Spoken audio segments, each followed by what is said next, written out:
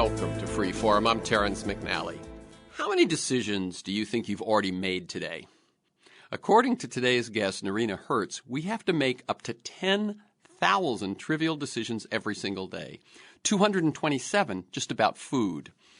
Caffeinated or decaf? Small, medium, large, or extra large? Colombian, Ecuadorian, Ethiopian, fair trade? Hazelnut, vanilla, unflavored, cream, milk, sugar, sweetener? You get the picture. If you make the wrong choice when it comes to your coffee, it doesn't matter much, right? But you make the wrong choice when it comes to your finances, your health, your work, you could end up sicker, poorer, or out of a job. And if your decisions relate to others, your parents, your children, your company, your country, your staff, the choices you make can irreversibly impact the direction their lives are going to take as well. Not only today, but in the months and the years ahead. NOREENA HERTZ has been a guest on this show before, on her earlier books, but they were both about global economics. Her new book, Eyes Wide Open, is subtitled How to Make Smart Decisions in a Confusing World. And you can bet I'm going to ask NOREENA how she decided on such a departure. In any case, I think this is a welcome subject as we face the choices of a new year, and I hope you'll decide to stay tuned. On Freeform, we explore the lives and the work and the ideas of individuals that I suspect have pieces of the puzzle of a world that just might work. We look at new, innovative, and provocative approaches to business, environment, health, science, politics, culture, all based on the fact that I believe we can do better, and I want to find out how. NOREENA HERTZ, best-selling author and strategist, graduated from university at the age of 19. By the age of 23, she was advising the Russian government on its economic reforms, and at 29 was working with the governments of Israel, Egypt, Palestine, and Jordan on the Middle East peace process. Her books have been prescient. In The Debt Threat, she predicted the 2008 financial crisis. And in The Silent Takeover, she anticipated that unregulated markets and massive financial institutions would have serious global repercussions. Her latest book, as I said, is Eyes Wide Open, How to Make Smart Decisions in a Confusing World. Professor Hertz is based at University College London. Welcome again to Freeform, NOREENA HERTZ. It's great to be here, Terrence. Very good. Now, I like listeners to get a feel for the people behind the ideas and the work that we talk about, and I gave a brief bit of bio there. But tell us in your own words briefly a bit about your path to the work that you do today, and feel free to mention mentors or turning points or moments of decision. Sure. Well, as you rightly say, Terrence, and I've known you now for many years, coming on to speak about my previous books. This book is a departure in some ways from my previous work, because my previous books were really very big political books about how economic powers were changing, and the implications this had for democracy and also for the stability of the world itself. My first book, The Silent Takeover, was all about big multinational companies and the power that they were now assuming in our society and the implications this had for democracy. My next book was about debt, sovereign debt, and about financial institutions and the instability that they were creating. So this book isn't about these big geopolitical issues, but actually I think it's as political, really, in its heart as my earlier works, because it's a book that's really about empowering us as individuals to be able to make smart choices, smart decisions, without just having to blindly follow expert opinion, conventional wisdoms, or even the crowd. Okay. Now, your bio, as I read it, mentions some very early successes, right? Graduating university at 19, pretty serious responsibilities in your 20s. Yes. NOREENA, what was that like? And how does it feel looking back on those sort of heady young times from the mature perspective of one's mid-40s? And I only say it because I read it, the mid-40s part, several times in the press, so I feel I'm free to say that. You are free to say it. I know, when I hear that bio, I think, gosh, doing all those things so young, it's quite incredible. And then I think, oh, that was me doing all those things so young. I think in a way, what made it perhaps easier was I cut my teeth in these very strange environments. Russia in the early 90s, so just as the Soviet Union had kind of collapsed and Yeltsin was coming into power. So it was a time when I was working there, initially advising the Russian government on its reforms, and then becoming a critic of what the West was advising the Russian government to do. There was no clear roadmap that you had to have had lots of experience to follow in order to be able to give useful input. Yeah, there had never been a situation where the Soviet Union or some entity that large had collapsed and switched programs. This was new. It was a startup for everyone. Exactly. It was very uncharted territory. And actually, I think, if anything, I was at an advantage coming in young, fresh, without a lot of preconceived ideas and beliefs about how things should be done. And arguably, that was one of the mistakes that the big Western advisors of the time made, was that they were so locked into their own way of thinking that they weren't able to step back and think, actually, this is a very different environment, and what works in America may not work here in Russia. And let me just cut in one more time, NOREENA, and say, Sure. just sort of hint or foreshadow that kind of a blind spot of thinking that the present recreates the past, or that this recreates what you've done before, is one of the warnings you give people, or one of the things you say people need to do in decision-making in their personal lives as well. Yes, very much so. I mean, it's a trap we can also easily fall into, especially if what's worked in the past for us has been successful. Exactly. Especially if it's something that's worked, and we think, oh, yes, this worked really well. I'm going to go and replicate it. But in a world that's as fast-moving and fast-changing as ours, that isn't necessarily going to pay off. I mean, just ask Nokia. That company was the mobile phone company of all time. In the before, in the 90s, it was the company. 4 out of every handset sold globally were Nokia. And when Apple developed the iPhone, Nokia really was left sleeping on the job. And it actually turned out, which I found really remarkable when I was doing my research, I discovered that Nokia engineers had actually developed a whole host of features very similar to the iPhone. They developed swipe and touch screen. And when they took that to Nokia management said, no, we know what's made us successful. These things aren't what Nokia's about. They're not what make us successful. What people want is a phone that you can drop from great height where the screen won't smash. Yeah. As we know, that hasn't done Apple. hasn't created problems for Apple. So. No, it's so funny. I know I interviewed Jaron Lanier recently, and he points out the, of course, even bigger than Nokia, I think, is the Kodak situation, where a company that was not just a leading competitor, but was synonymous with photography, missed the boat on digital photography, even though they had developed they were one of the first to develop digital and didn't go forward with it.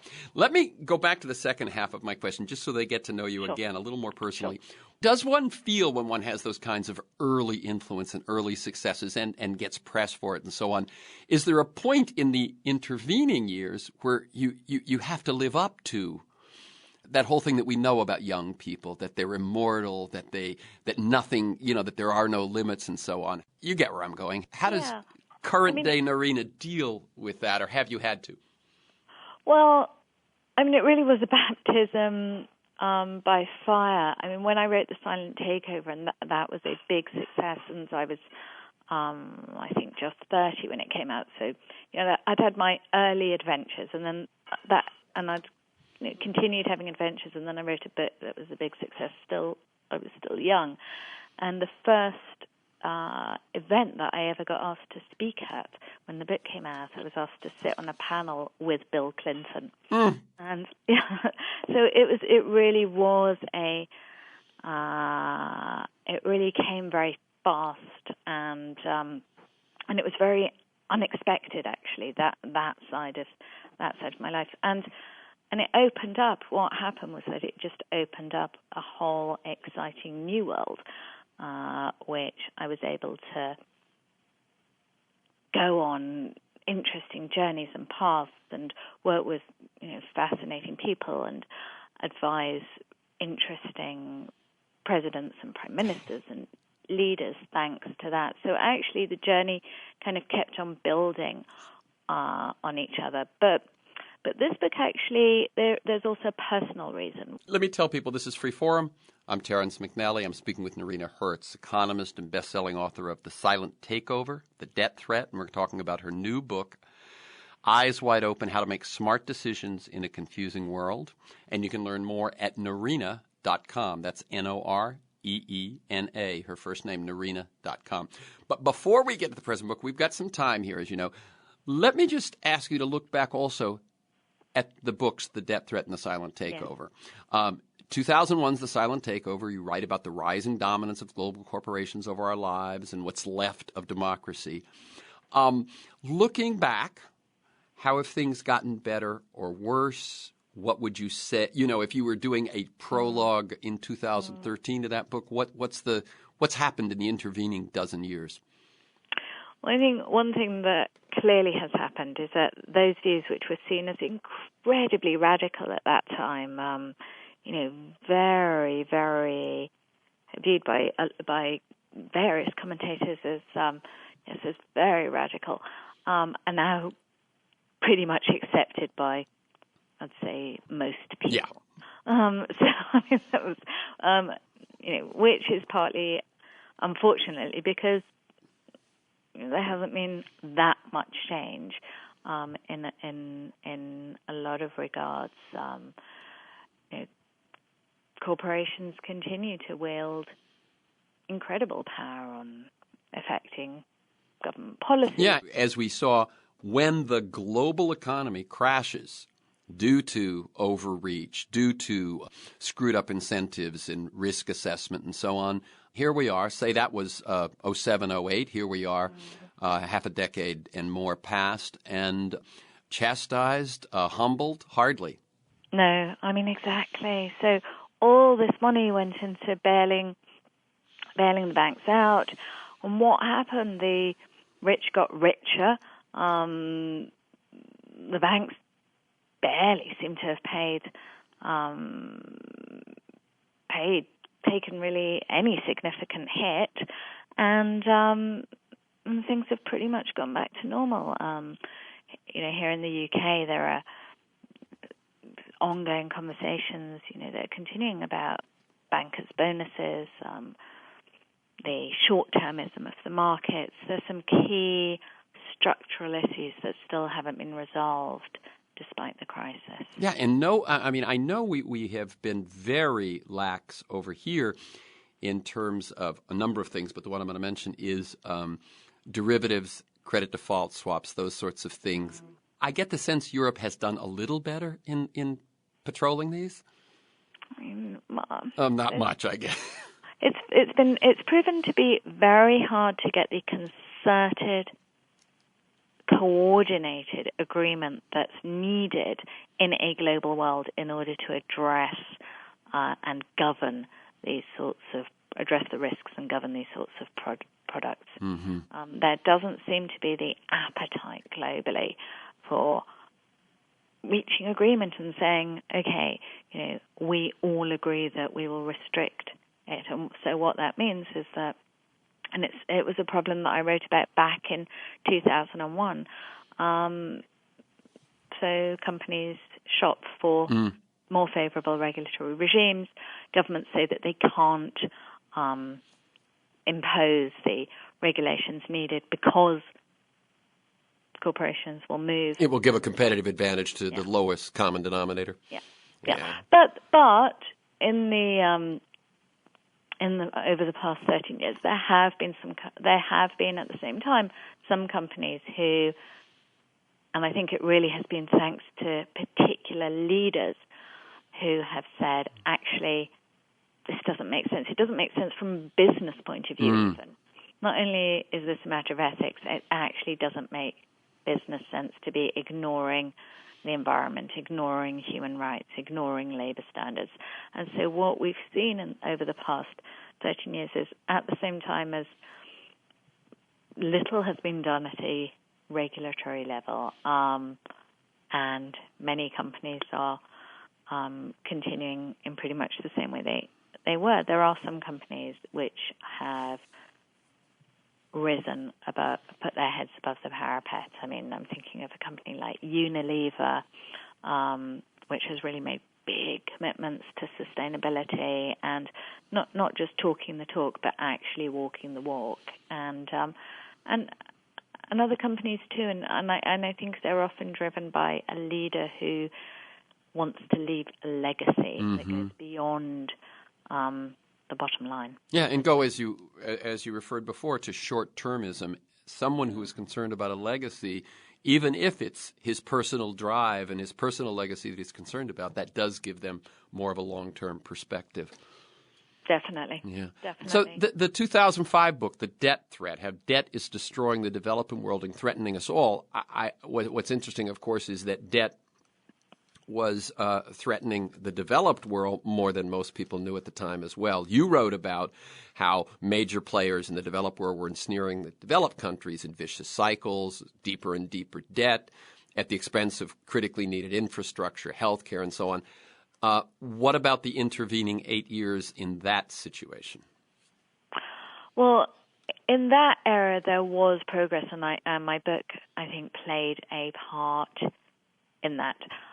In that the book became one of the intellectual foundations for the cancellation of developing country debt movement in the I think in the U.S. as well. It was called the Jubilee movement. Yeah, Jubilee from the movement. biblical Jubilee. Yes, and so actually it was an era where things happened, where it was a case where governments did come together, where agreements were made, where significant amounts of debt were cancelled. And I think we can see that the positive effect of that in a region like Africa, which has been experiencing exponentially more growth. In these past 8 years than it was in the previous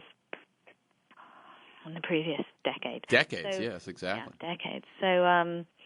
So I think that was where we saw a positive. Where, of course, we're all aware where things didn't pan out well at all was when it came to developed country debt. Yeah. And that was something that in my book, The Debt Threat, which, although it was focused on developing countries at the time, in one chapter I talked about my experiences witnessing the debt trading floor at an investment bank, and from that research it had become very clear to me, and I wrote about it in the book, that this whole cycle of debt was very perilous. Not just developing country debt, but developed country debt, that it was getting out of control.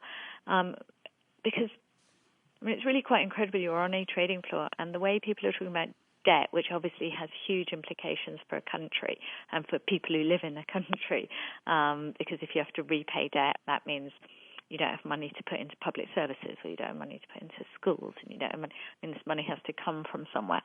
It was amazing how disconnected from that the traders were, and how if something bad happened in a country, that could be great for them if they were holding a particular position. Oh, yeah. For them, debt is just another widget they're selling. Exactly. Yeah. And finally, one last question before we move into the new book. You wrote a couple of years ago an article in which you said you saw the gradual demise of what you called Gucci capitalism to be followed by a responsible capitalism or a cooperative capitalism. Talk just a little bit about that. Yes. Well, in the wake of the financial crisis, as I think some other optimistic folk perhaps felt at the time that surely from this terrible situation, something good would happen, that people would realize that the pendulum of capitalism had just swung too far in one direction, and that self-interest without any sense of collective interest was going to ultimately destroy everyone. And so I started looking at kind of signs that there was this more cooperative, collaborative capitalism emerging that actually delivered pretty well, and whether that was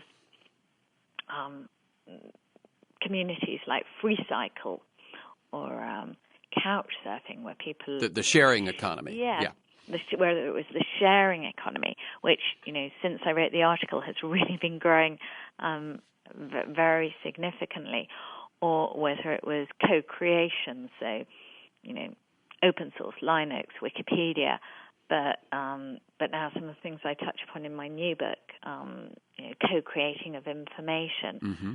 that there were these signs that there was an alternative form of capitalism existing. Capitalism still, but recognizing that actually with a common interest and a shared interest, we could actually perhaps do better. Yeah. And there's also been, it seems to me, a growth of cooperatives as an entity. Model. Yeah. Yes, and with really a lot of success in a lot of cases, not in all cases, but overall. And I looked at how cooperative businesses were faring in general compared to normal businesses in the downturn. They were faring significantly better. Mm-hmm. In Spain, I know that the cooperative section, the Basque section with the cooperatives, has been weighed down by the rest of the country. But be that as it may, they have not been as hurt as the cutthroat capitalism of the rest of the country. And that's true of cooperative businesses in Italy, mm-hmm. in Canada, in Switzerland as well. I mean, where I've seen data for all those countries. And hopefully they will keep growing in this country. This is Free Forum. I'm Terrence McNally. I'm speaking to NOREENA HERTZ. She's the best-selling author of The Silent Takeover and The Debt Threat, which we just spoke about. And now we will shift to speaking about her newest book, Eyes Wide Open, How to Make Smart Decisions in a Confusing World. And you can learn more at noreena.com, NOREENA.com. Okay, so as I implied in the intro, I was a bit surprised to see this. Really, when it arrived, the notices first arrived, I went, well, this is a big departure, as I said, from economics about global issues to one that seems more a mix of science journalism, self-help, those sort of categories. First, is that a fair reaction? And then, if you would, taking into account the information and advice in your own book, tell us about your decision-making process in choosing to embark in a new direction. Well, I'll start with that, actually, because I think that helps give context for why I wrote this book and what I hope readers will get from it. So, yes, as we've kind of already discussed, I had lots of adventures working on very interesting, big geopolitical global subjects, and life was interesting and challenging and good. And then about 6 years ago, I got very sick, and I was in a lot of pain. I lost a lot of weight, kind of 30 pounds in weight. Nobody knew what was wrong, and I spent about 8 months seeing doctors in the US and in the UK, trying to figure out what was wrong, and it was, and I realized as I sat in one of my many doctors' consulting rooms, I realized here I was, somebody who had been advising global leaders on big decisions, for the preceding decade. But I hadn't thought that much about the process of decision-making, about how we make decisions. And so in between kind of MRI scans and CT scans and spinal taps, I started investigating this whole literature on decision-making in neuroscience, in psychology, in my field, in economics. There's a big literature as well. Really trying to piece together what does it take to make smart decisions so that you don't just have to do what the first doctor you see tells you, so that you don't have to just blindly accept what a government spokesman says. I mean, how can we be empowered decision makers ourselves?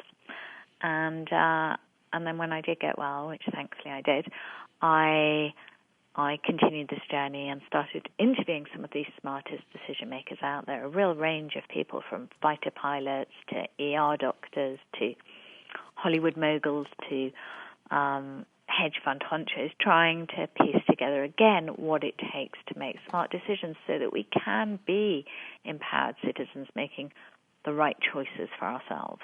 Yeah, just one statistic I picked up, you say that 1 in 5 patients are misdiagnosed, and that in the U.S. and Canada, 50,000 hospital deaths each year could be prevented if the real cause of illness is correctly identified rather than such a mistake. And that's life and death, and it's terrifying. Big numbers.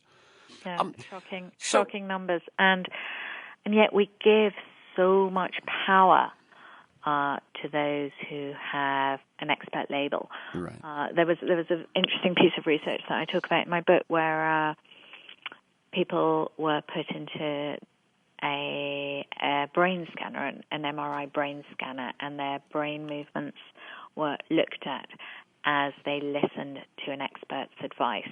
And what happened was, as they contemplated the expert's advice, it was as if the independent decision-making parts of their own brains switched off, and they just trusted what the expert said, whether it was right or wrong.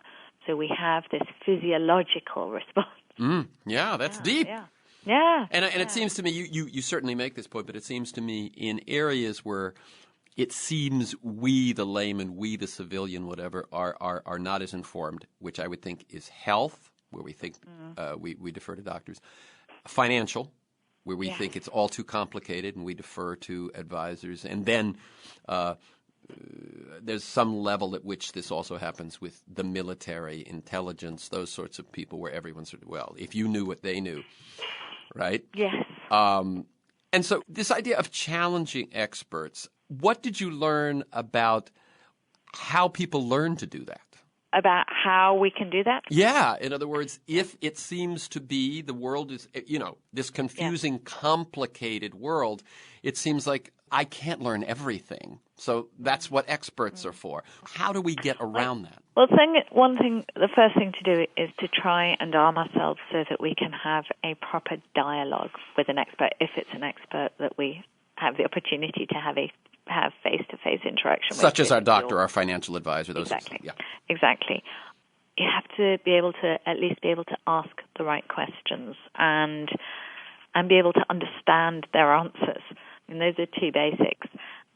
And if you can't do it yourself, who in your network can help you? Because if you're sick, if you're the patient, it just may not be possible for that person to be you.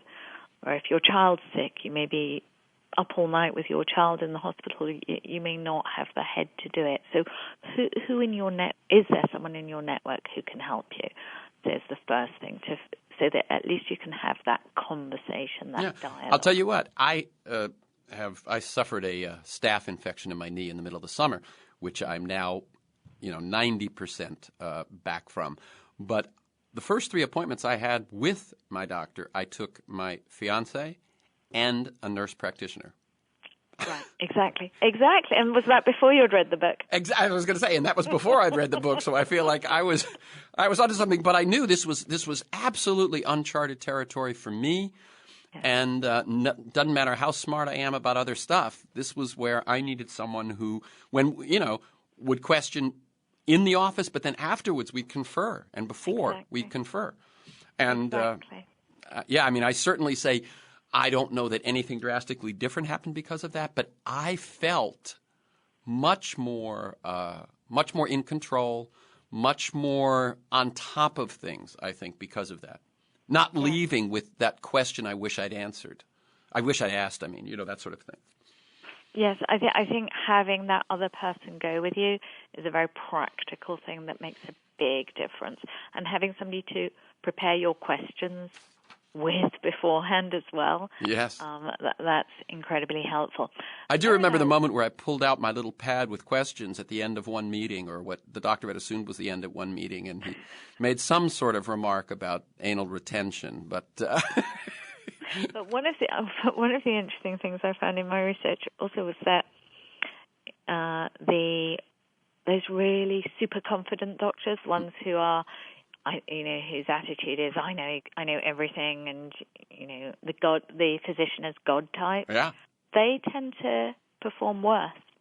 Worst. I know that is. I read that. That is so interesting because they can't even learn from their own mistakes, no. right?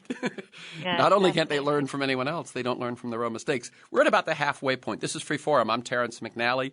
The other voice is NOREENA HERTZ, economist, best-selling author of The Silent Takeover and The Debt Threat. And we're talking about her new book, Eyes Wide Open, How to Make Smart Decisions in a Confusing World, which I believe is a great book and a great set of ideas to arm yourself with as you go into a new year, 2014. And you can learn more at noreena.com, NOREENA.com. We've focused on one of your tips, which I think is a big one, which is dealing with experts and expertise and so on. Let's take a step back. How is our decision-making here in the 21st century influenced by evolutionary factors that may not be as relevant today as they were thousands of years ago? That's a really good question. I think where let me give you an example. You hear a lion roar. Our evolutionary selves, the really smart response, of course, would be to run. You hear a lion roar, you run. Of course, today you could be hearing a lion roar because you're at the zoo and there's a lion behind a cage. You could be hearing a lion roar because you're watching The Jungle Book on DVD. So our evolutionary response to situations isn't always appropriate nowadays. So we see, but often we can get a very physical, visceral reaction to something, which actually isn't necessarily appropriate, the appropriate response for a situation that we're currently facing. That makes good sense to me. In other words, this gut feeling, things as you say, visceral and primitive as a gut feeling, or I would think the more visceral they are, the older they are in terms of our evolution, and perhaps the less appropriate they are to the current moment. And yet, as we know, that visceral feeling feels like certainty. It feels stronger than all that stuff going on in our rational mind. Absolutely. We feel like we just know. Yeah. We just know not to trust this person. We just know to do this, that we like this, yes. And yet our guts can be tricked by so many things. I mean, that was one of the chapters in my book that touch upon this. It was such fascinating research there was this research done on judges, on the why they granted parole to a prisoner. It was research done in Israel. Why judges granted parole? Was it because of the applicant's gender? Was it because of their ethnicity? Was it because of the type of crime? No, the greatest determinant for whether or not judges granted parole was whether the judge had recently eaten. I mean, yeah, no, that was. brave, isn't it? I mean, to think that lives hang in the balance Yes, in those yes. sorts of things. If you went before the judge, just before they had their mid-morning snack, that was a terrible time to go before the judge. You had a 0% chance of getting parole. If you went just after his snack, that shot up to 65%. Just before lunch, plummeted to 10%. Just after lunch, back to 65%. So, so whether you've eaten, there was research done where they gave, it was in Canada, this piece of research, where they gave male undergraduate students a photograph either of a Victoria's Secret model or of a neutral object, a rock, to look at. And then they gave them a financial decision to make. The guys who'd been looking at the Victoria's Secret model made significantly worse financial decisions than the guys who'd been looking at the rock. Yeah, no, I think that is interesting. In other words, what you're saying is it isn't just stress. In other words, that looking at that Victoria's Secret model may have actually seemed pleasurable. But whatever it was not.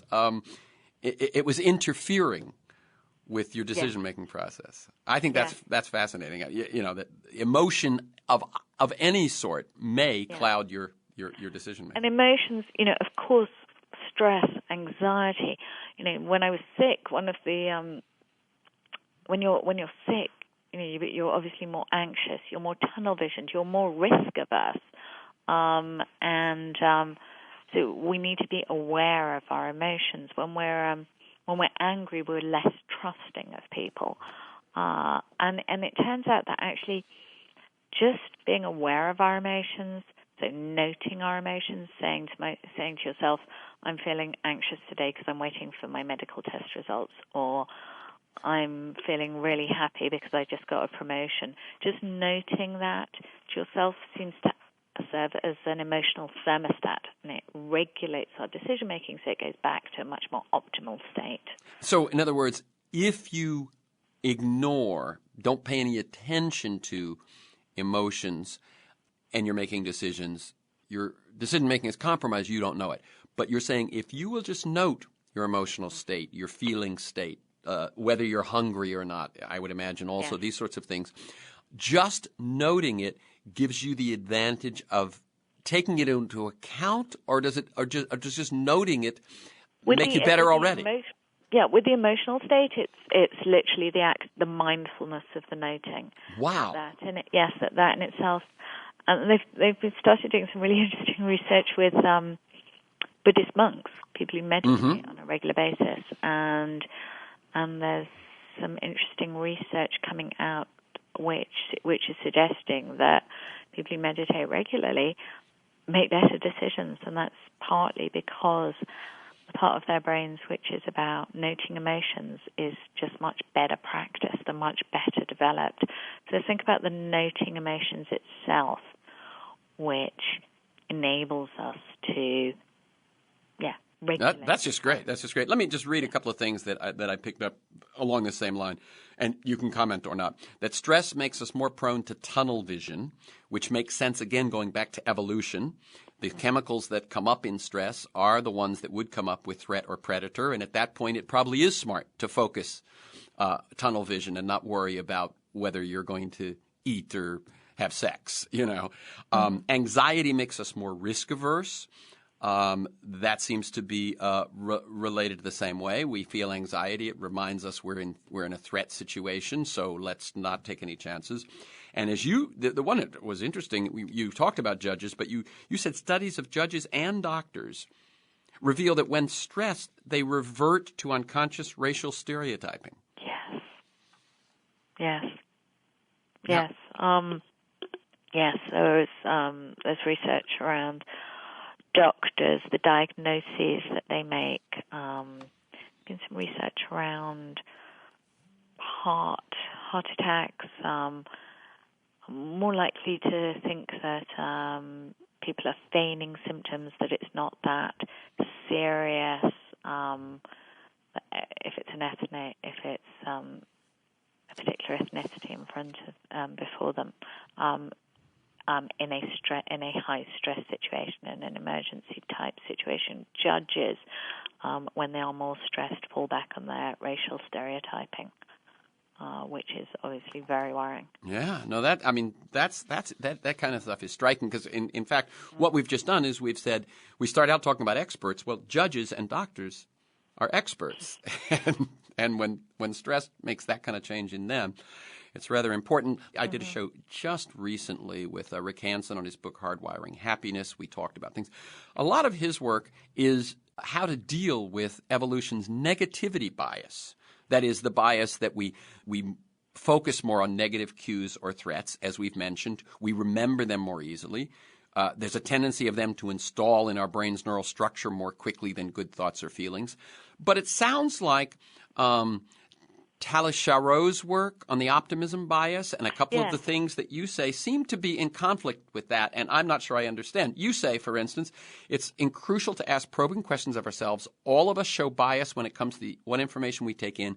We typically focus on anything that agrees with the outcome we want. That seems not the negativity bias.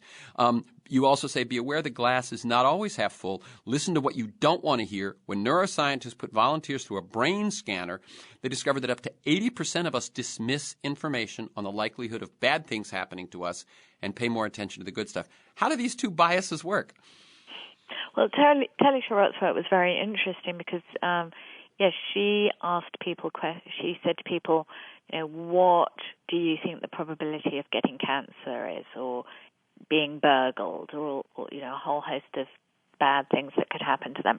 And then she told them what the actual risk was. So if they thought the risk of getting cancer was 20%, if she said to them, oh, do you know what, it's actually 30% or 40%, so something worse, people didn't take this new information in, and when she looked at their brains as she was giving them this information, you could see that part of the brain was not really active. Whereas if she gave them information that was better than they expected, so you think your risk of getting cancer is 20%, but it's actually 5%, then people's brains really went into overdrive and they really took that in.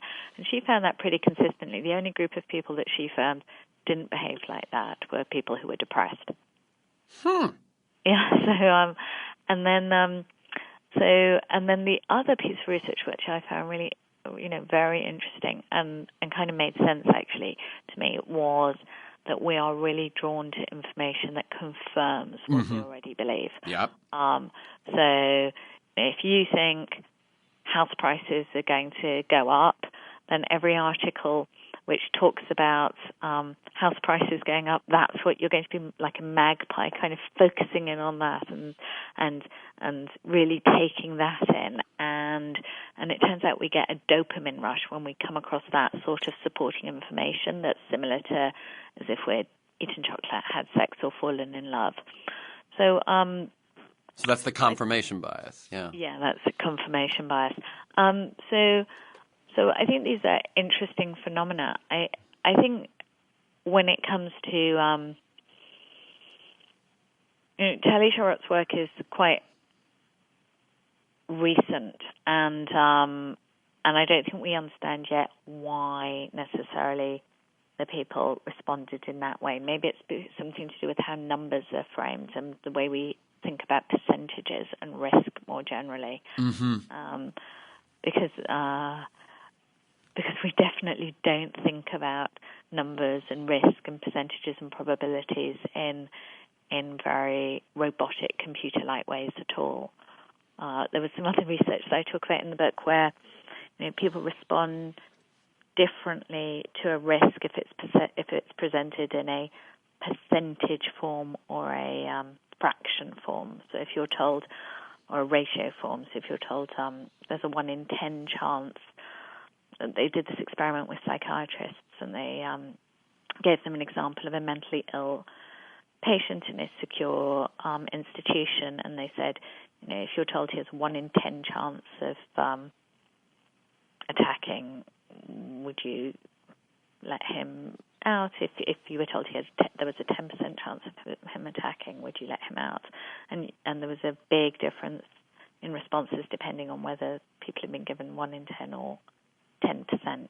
1 in 10 people could visualize a situation. 10% couldn't really visualize it, so you had a much less strong response. That's fascinating. Yeah. I mean, one of your big tips is to brush up on math, get better with numbers. People may think that now that we have calculators and computers, they don't have to know this stuff. When the time comes, they go to that. But you're saying no. For exactly I assume the kinds of reasons you were just talking about, that a fraction and a percentage are the same, and the more literate you are and the more at home you are with numbers, the more likely you are to use them to your advantage. Yes, and that chapter in the book, which a lot of people have really responded to, I think gives some very practical ways that we typically can be tricked by numbers. Things like graphs and how the X and Y axis and what's on them can really distort the information that you're being given, or about how sample sizes are created in polls. And so when you're looking at surveys and you're looking at results, or you're looking at a graph in a newspaper, or you're looking at a financial advisor's chart, we need to be aware of the ways that numbers can be manipulated.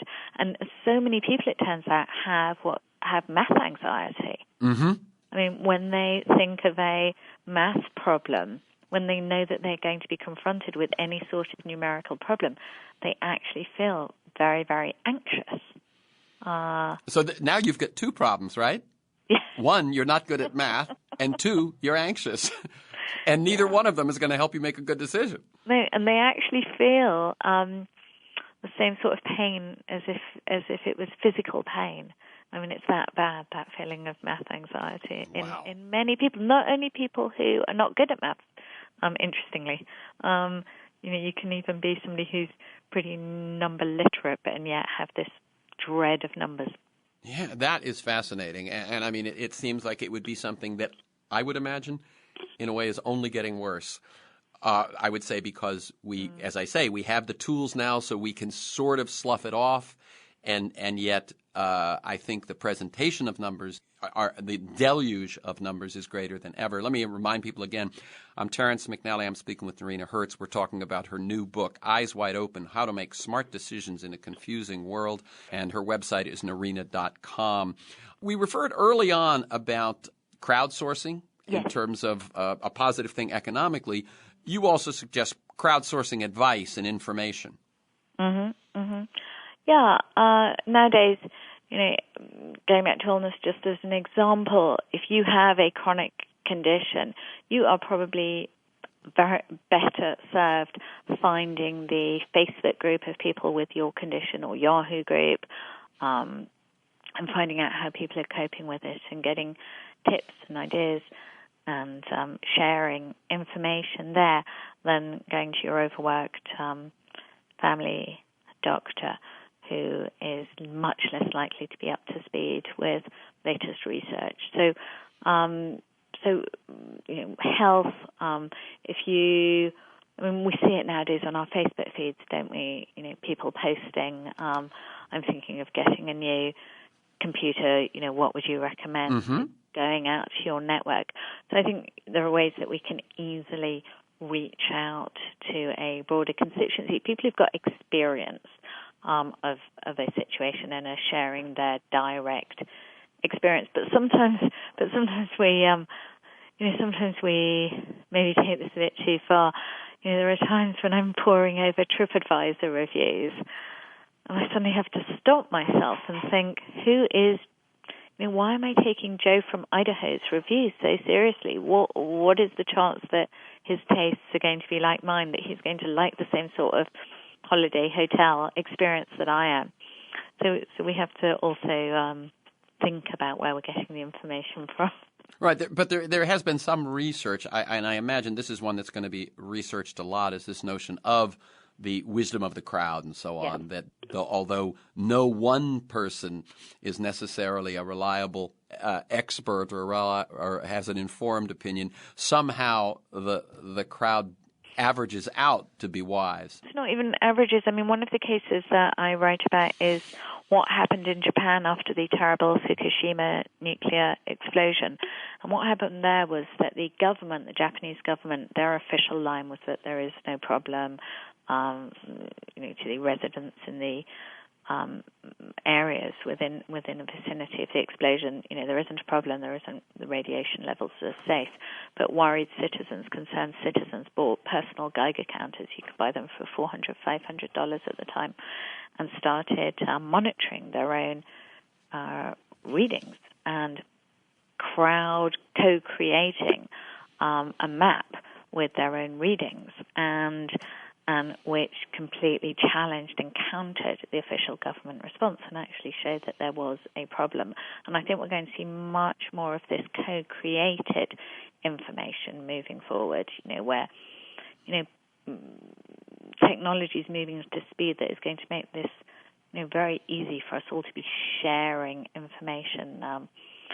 Mothers taking the temperature of their children and that automatically being plotted then on a graph so that you'll be able to see children's flu outbreaks before anyone else spots them. So I think we'll see a lot more of that sort of information. Yeah, and it seems to me they even now use tweets to track weather and health and things, because it's as reliable or more reliable than almost anything else they've got. Yes, Google Trends has proved to be incredibly reliable. I mean, frequently outperforming the Centers for Disease Control's predictions on flu, on housing prices. And the Bank of England did a big study which revealed that by monitoring, and in the US similar studies have been done, so monitoring search terms like foreclosure and realtor, you're able to get a better sense of house price movements than you could from official government sources, and quicker.